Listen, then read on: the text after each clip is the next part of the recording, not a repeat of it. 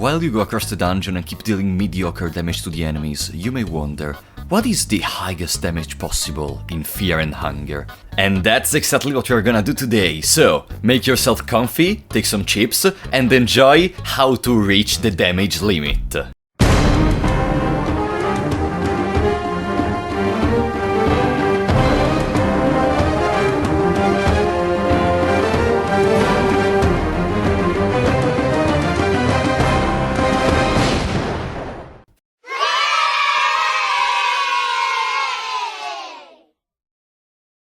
First of all, I want to say one thing, because I know the comments are gonna be full of this. We are not gonna use spells, because the spell damage cannot be increased. Like, you cannot influence the magic attack parameter. You can mostly influence the attack parameter with normal weapons, so spells are out of the question. And also, regardless of whatever happens, we are not gonna take into consideration the dots, the poison, the burn, because I don't think that's fair. I want to see how much damage does one single attack, not the dots left from the attack itself, okay?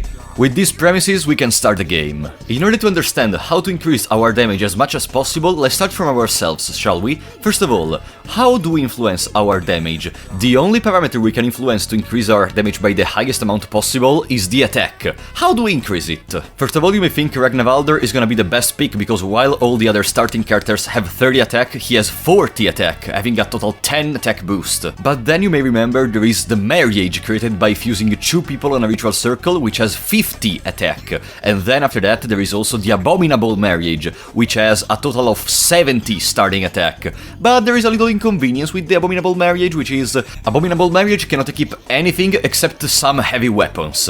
So we're gonna keep the Abominable Marriage in standby, because there are other parameters we have to look at, okay? Next is gonna be the weapon choice. Which weapon are we gonna use to deal the max damage possible? This depends, because there are different elements associated with the weapons, and dependently from the elements, the enemies are gonna take more damage. First of all, let's look at the highest damage for each weapon in each element. First of all, Surgal Spear, piercing element, 120 attack. Then we have the Cursed Claymore, slashing element, 100 attack. After this, the Morning Star, blunt element, 75 attack. And after this we have some very peculiar elements. Cursed Blue Sin has fire element, 92 attack, and the Cursed Bone Shears has otherworldly element, 117 attack. And now you may be wondering, how do elements influence the damage enemy takes?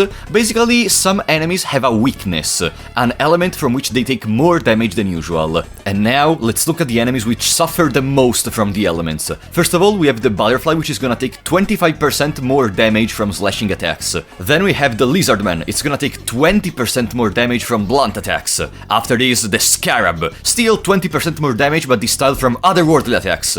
Then we have the Dark Priest, 25% more damage from fire attacks, and the Mumbler, 25% more damage from piercing attack. I want you to note something. Since the highest multiplier, 25% more damage, is present on the piercing element, and the Surgal Spear deals the most damage among the weapons we have, we can automatically think that the highest damage will be achieved with the Surgal Spear. And so, because of this, we can discard the Marriage and take the Abominable Marriage, because I don't know if you know it, but the Abominable Marriage is able to equip the Surgal Spear, going to a whopping 190 attack total. So that's it, right? Surgal Spear on the Mumbler deals the highest damage, right?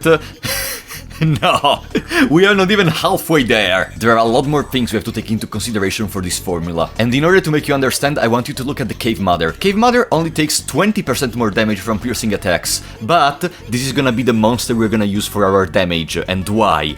Because there is a very special status we need to take into consideration for these battles, which is Weakness. Weakness is a status that is gonna increase physical damage taken by 50% on the enemy, and you can trigger this status on Cave Mother torso by trying to burn it.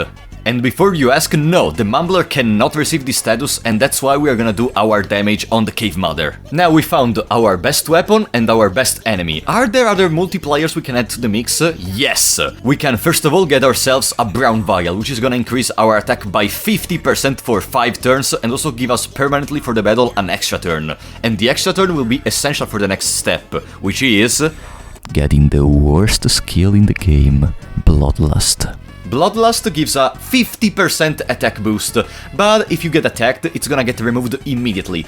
Also, it's gonna make it so that you cannot control your character anymore as long as Bloodlust is in effect, but we don't care about that. We are not looking at what's likely, we are looking at what's possible, guys, remember. And for this exact reason, we're gonna look at the damage formula, because there is one thing we have to change. As you can see, we're gonna deal 4 times our attack minus 2 times the defense of the enemy, which, if you were wondering, is always 10 defense on all the enemies. But there is a special parameter called variance. Variance in this case is 20%. What does that mean? We're gonna be able with our attack to deal up to less than 20% of the damage we calculated with the formula, or up to 20% more damage of the calculated value. But by changing this formula a little bit, we're able to make it so that we will guaranteed get 20% more damage. And also, we're gonna make it so the Circle Spear always is gonna crit. So we're gonna be able to do a critical strike and see all the damage possible. Remember, not what's likely, but what's possible. Let's repeat everything, shall we? So, Abominable Marriage, Circle Spear, Brown Vial, Bloodlust, 20% more damage from variance and guaranteed critical strike. Last but not least, a Priest Lantern to burn the torso of the Cave Mother. Now, let's go and let's see the damage.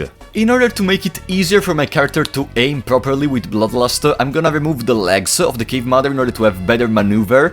And then after that, once you are ready, it's time to use in the extra turn Bloodlust. And now let's just hope we attack the torso.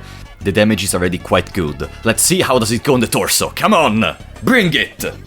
Bring it! Alright, that's pretty good in my opinion. There is a damage cap, unfortunately, which is 9,999 damage, but we reached it. We literally reached the damage cap using this strategy. But, do you want to do something funny? Let's go for a second in the code, okay? Let's go into the plugins, let's go into the plugin that calculates the damage the enemy takes. Oh, here I see a damage limit, It would be very bad if someone wanted to remove the damage limit by increasing it to a crazy amount. So now, guys, we can break the damage cap of 9,999. Let's go back into the battle and let's see what happens. Once again, the setup is pretty easy, to be honest.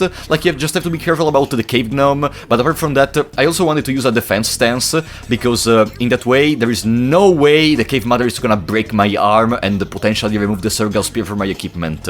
But anyways, it's time to see the real damage of the Circle Spear on the Cave Mother. 10,964 damage. That's it. Or that's what I would say if Kahara wasn't in the game. Because you see, Kahara takes 25% more damage from piercing attacks, and you can put weakness on its head by destroying the legs. So now, with the same setup as before, we are able to see the real highest value possible of damage in Fear and Hunger. And it is 11,421. This is not gonna be surpassed. This research was very complex, but also very entertaining. Like, I had fun trying to figure out the best strategy to deal damage to the enemies.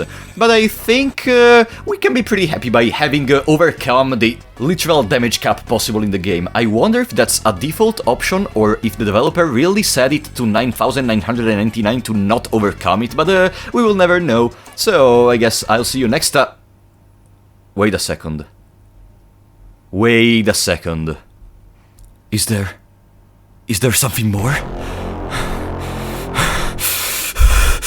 Go to the Temple of Torment. The same setup as always, but this time there's something different. Let's fight Chambara. First phase is very easy, we deal tremendous damage, but set up yourself, defense stance and Warcry on Ragnvalder to be sure that Chambara is gonna attack Ragnvalder in the second phase, so we don't need to spend turns curing else. Once you have time, use the Brown Vial to start with the setup. After this, while you're in the second phase, destroy both the wheels. And you know why we did this? Because Chambara is very special. His weakness is different from the others. His weakness will literally double the damage he takes. At this point, just use the Bloodlust, and let's hope for the shot on Chambara itself. What is the damage? Tell me, what is the damage? 12,182 damage is the damage cap. Or is it?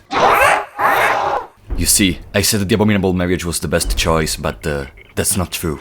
If you defeat the Crowmauler and use a Soulstone on him, you're able to get the Crowmauler Soul. This increases the attack by 30%, and if you keep the Circle Spear, then you're gonna have more attack than the Abominable Marriage. Now, let's redo everything one last time.